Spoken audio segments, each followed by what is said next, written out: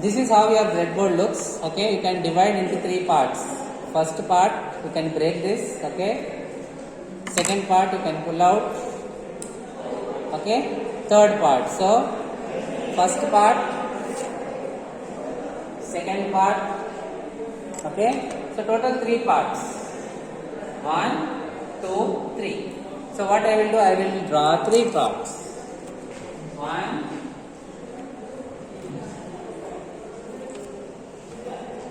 Middle part is big, isn't it? Comparatively. Top one is small, middle is big, again bottom is small. Okay. Middle I will draw big, bottom we will draw small. Okay. Right. What you have here is you have holes for making connections. Okay. That is what a breadboard has throughout its structure. So how will you make connections?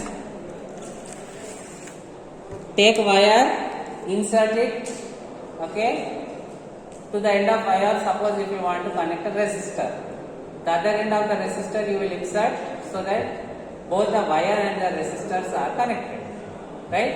So this is the trick that we will use. But few things are there to remember. That is, okay, at the top you have holes, okay, right? The holes at the top, they are horizontally connected. These holes are internally horizontally connected. Okay. See this breadboard, we have pulled out the, okay, this particular breadboard, we have pulled out this bottom part so that we can actually see how the holes are interconnected. Okay, right? So I will pass it on one by one. Please see how these holes are interconnected. Okay, first I will explain, then I will pass this to you. So how they are interconnected is, at the top the holes are horizontally connected. Okay, what do you mean by horizontally connected? The hole here, here, all these are connected internally. Okay, means if you place a wire here, another wire here, both the wires are simply connected because the holes are internally connected. Clear? So this is the trick that we will use to make the breadboard connections. Not completely connected, only till the middle.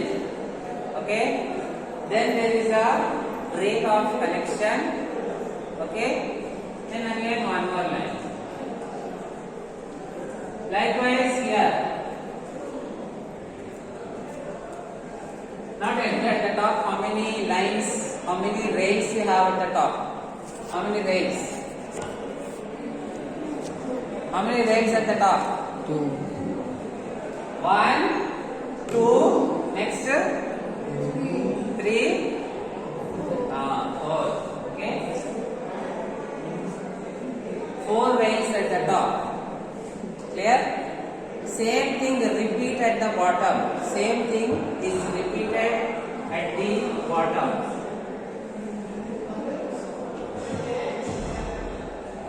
Okay? Same. 4 lines. 1, 2. Okay?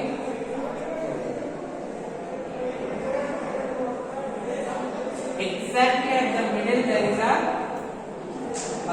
breaking connection, right? Now these are horizontally connected, middle part will be vertically connected. We have holes,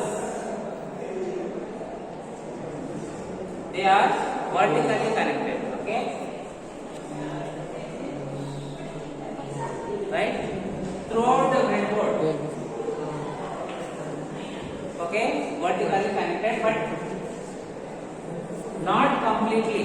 Like here, how horizontal was not completely connected, there was a break. Here also not completely connected. One line, second line. Okay, repeated throughout the structure.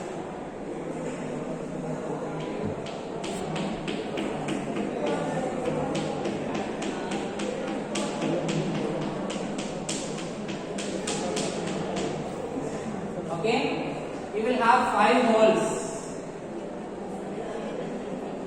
5 holes. Okay, those 5 are internally connected. This one again same. Okay, the same you have throughout, right?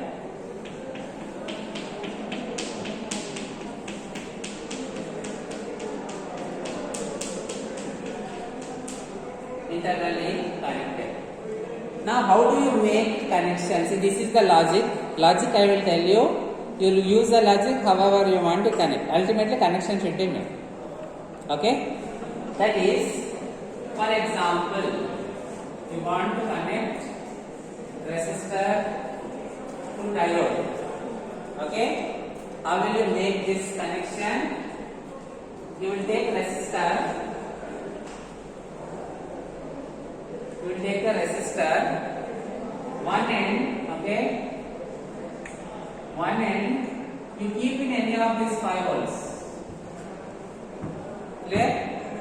Take resistor in the breadboard, any of this, okay, middle line I am choosing, we will place it inside. Right?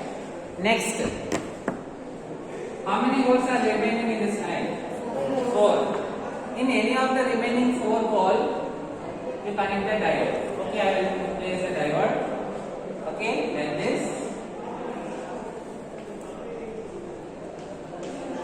Clear? Right? Then, to this junction, you have to connect the voltmeter. Okay? To this junction, you have to connect voltmeter. How will you do? How many holes occupied? How many remaining? 3. Very good. In any of the 3, you connect the voltmeter positive. Okay? Voltmeter positive. Connect. Right? Now suppose to this you have to connect the battery. Okay? How will you connect? Tell me, anybody? Take this end of the resistor, place it somewhere else. New line, new unused line you will take.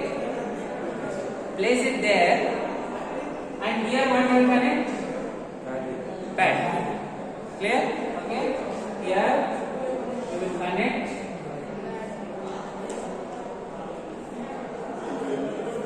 battery. Okay.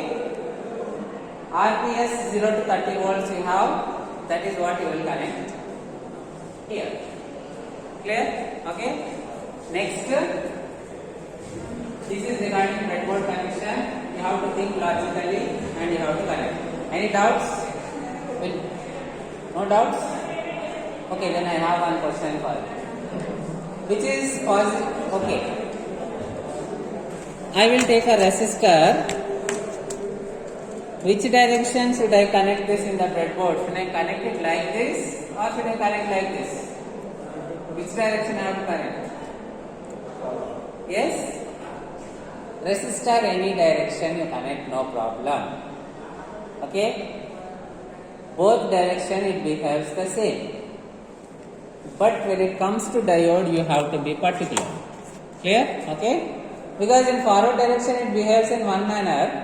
Reverse direction it behaves in another manner, right? Okay, so when we consider diode, we have to see what is the anode, what is the cathode. Okay, so for that, first I will draw the diode. Okay, this is the anode, this is the cathode. Okay, or positive terminal. Okay, negative terminal, or P side, N side. Okay, P region, N region. Right? Easy method of how to remember. I told you already. This dash is like minus sign. So you remember negative terminal easy. Okay.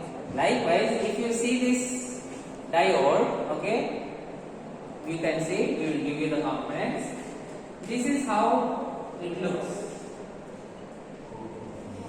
There is a silver line here. At one end there is a silver line. Okay? This silver line, this one I am redrawing. Is it like minus sign? Yes, sir. That will be the negative terminal. Okay? Or that will be the cathode. Obviously the other one is the anode. Clear? Any doubts? Sure? So what you will do, you will make the connections. Okay? My suggestion will be, see there is a loop. This one, okay, RPS, resistor, diode, ammeter, connect back to the negative. You have a loop. First complete the loop, then across the diode, you connect the voltmeter. Okay, see the circuit, connect. That will be easy. Okay, right? Once you complete the forward, exchange the terminals of RPS. Okay, replace the ammeter with a smaller range 0 to 200 micro. Take the readings. Then you will get the reverse characteristics. Right? Find first take your values. Then from the graph cut in voltage. From the graph you can find the 4 resistances. Okay, that is what you will be doing in the experiment. Any doubts? Okay, no doubts. You can start.